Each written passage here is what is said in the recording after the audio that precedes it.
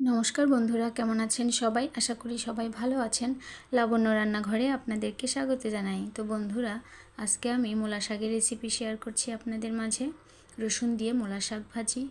তো মূলা শাক খুব ভালোভাবে বেছে বেশ কয়েকবার জল পাল্টে পাল্টে ধুয়ে নিয়েছি পরিষ্কার করে। শাকের মধ্যে অনেক ধরনের ময়লা থাকতে পারে, বালু থাকতে পারে, তো খুব ভালোভাবে শাকগুলোকে আমি ধুয়ে নিচ্ছি।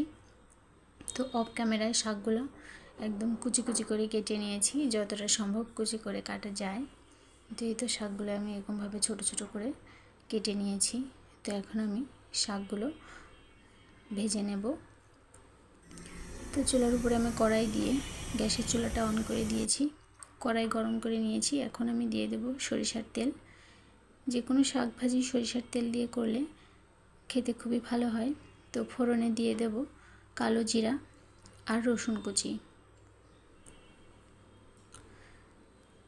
তো আমি একটু বেশি করে রসুন কুচি নিয়েছি।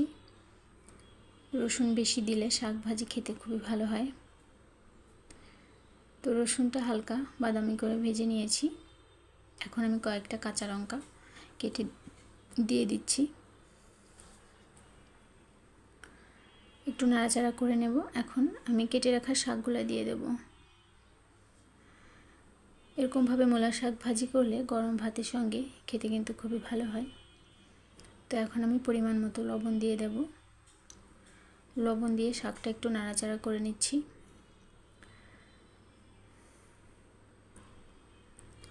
শাক কিন্তু অনেকটাই কমে এসেছে।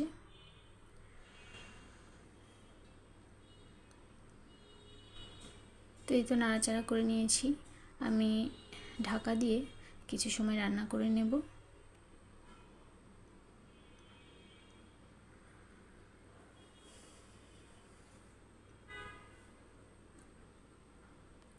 কিছু সময় পর ঢাকনাটা খুলে নাড়াচাড়া করে দেব।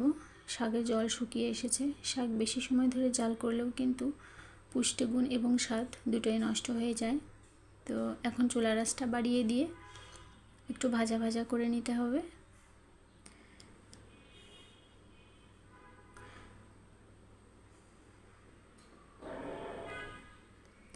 খুব সামান্য চিনি দিয়ে দেব আর উপর থেকে একটু সরিষার তেল দিয়ে দিচ্ছি। এবারে খুব ভালোভাবে নাড়াচাড়া করে গ্যাসের চুলাটা বন্ধ করে দিয়ে শাকটা নামিয়ে নেব।